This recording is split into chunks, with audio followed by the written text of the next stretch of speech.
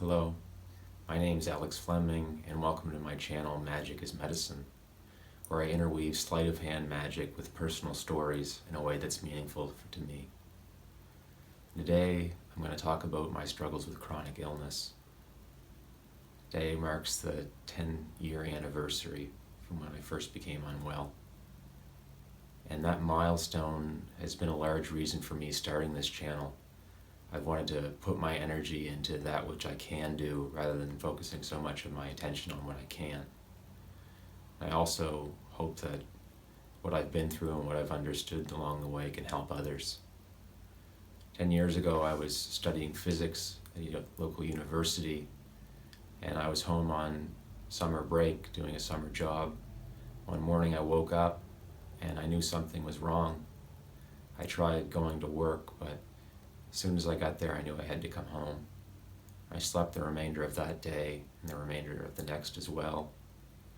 I had sweats and body aches and headaches. And a week went by and I wasn't better, and then two, and then a month went by. I tried going back to university on a limited course load, but I had to withdraw 2 months into the term. And I remember that feeling of despair, that feeling of hopelessness, that life was utterly falling apart. I was being left behind.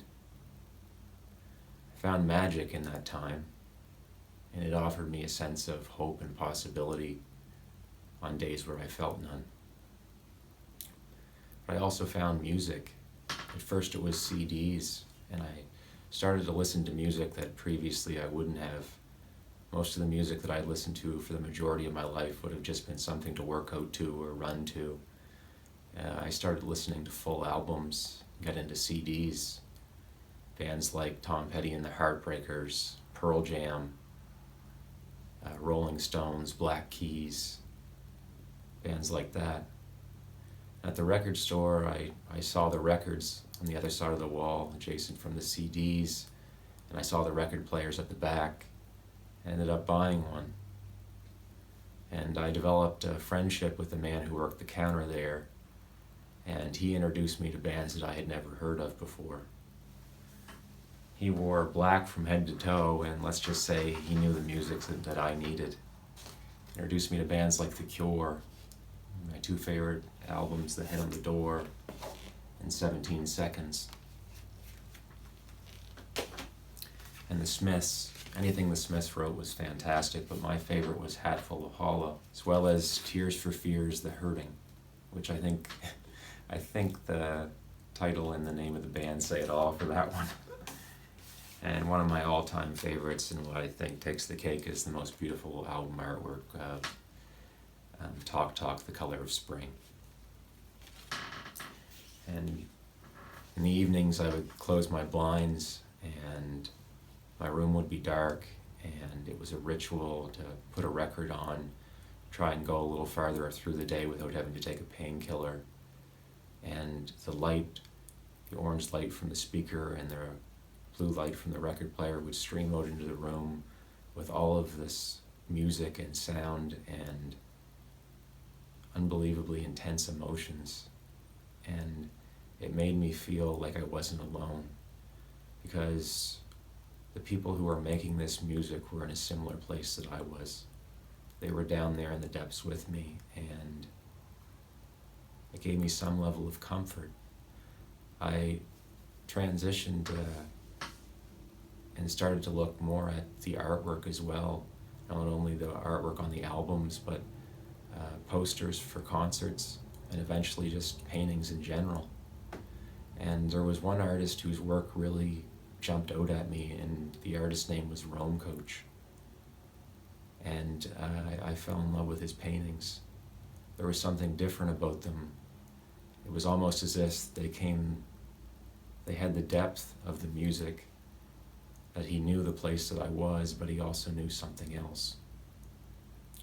My girlfriend at the time purchased one of those paintings for me, and she must have told Roamcouch a little bit about my story, because with it, he sent a letter.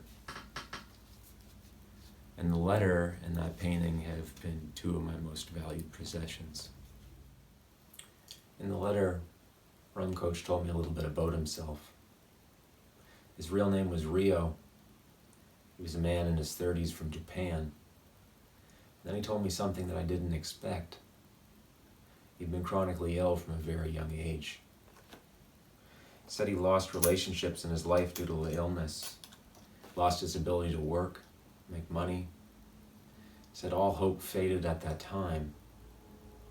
Then he did something quite incredible. He said he was prepared to die, but then he chose to do what he always loved, and he began painting. He honored a calling, took a leap of faith, and said he found a world that didn't appear until now. Said he found what he needed most in his life. He found himself to be something important, and that it wasn't a sad story.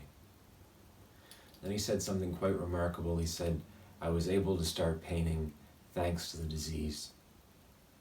Rio understood at a deep level that ultimately it was his limitation that set himself free. And so he had a sense of gratitude for it. My mind churned for years on sentences from the letter. They spun around and around in my head like proverbs. What the disease has on you is not your only suffering. There will be that only which you can do. That I was prepared to die at that time. Then I began painting. I found a world that didn't appear until now. I found myself to be something important. And it's not a sad story.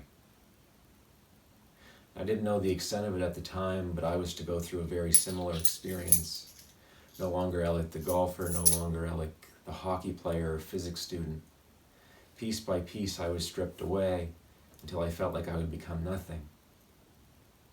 Because that's what so many of us are taught here, that essentially we are what we accomplish, and that we come into the world a blank slate.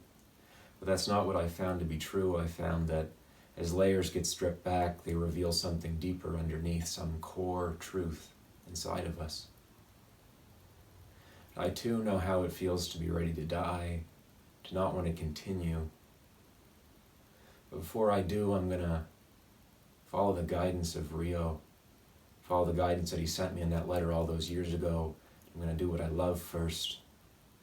And I hope that I too can find that other world he spoke of.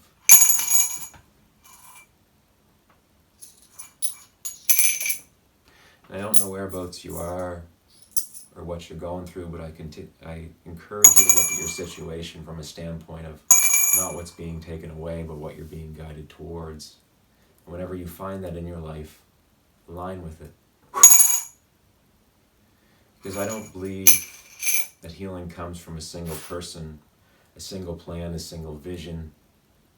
I believe it comes from the unique genius within each and every individual. Person by person, remembering why they are here, and then aligning with that calling. I know how easy it can be to hold ourselves back, all of the fears that we carry, all the beliefs that we carry about what's possible for us in our lives. We forget the preciousness of the time that we have here.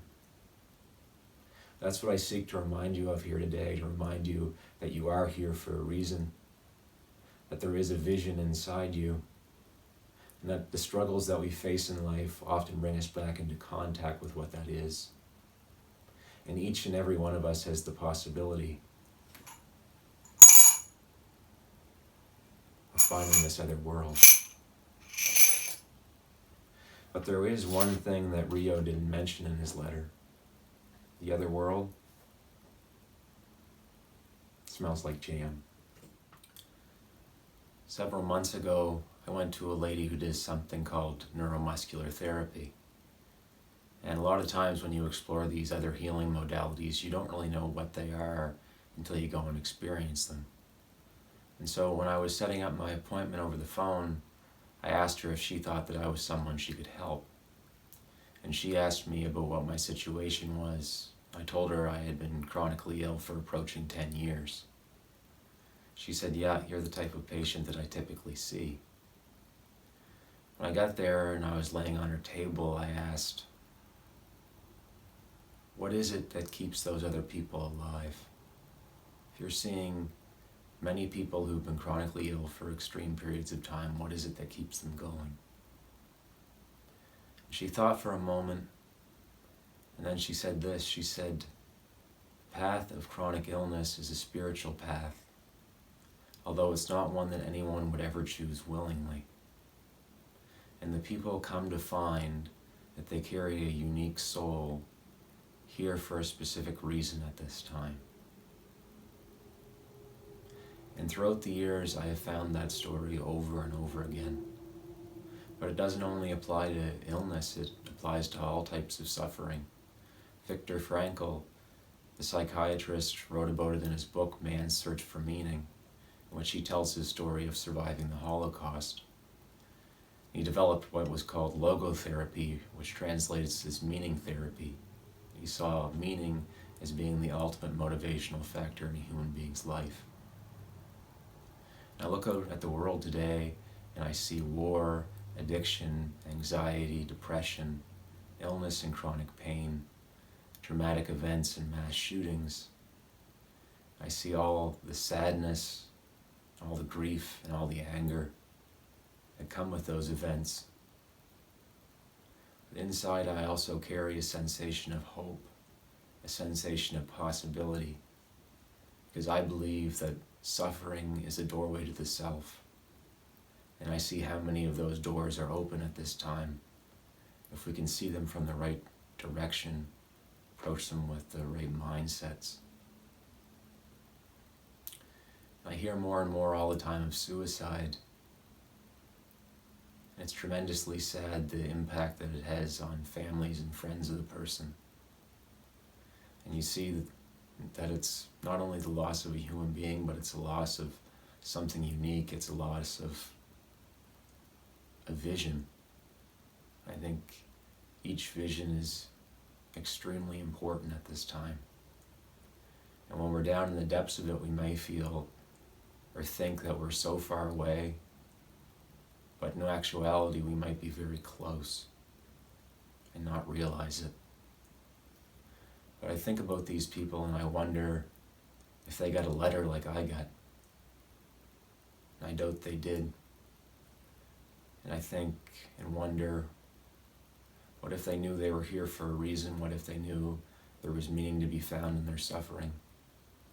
What if they knew that it was only trying to strip them down so it could reveal the gold that was underneath, so it could reveal the unique individual that was underneath?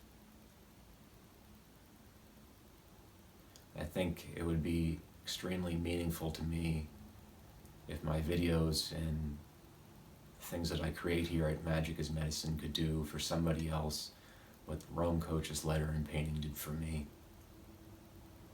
And I never responded to that letter. I wrote a response, but never mailed it.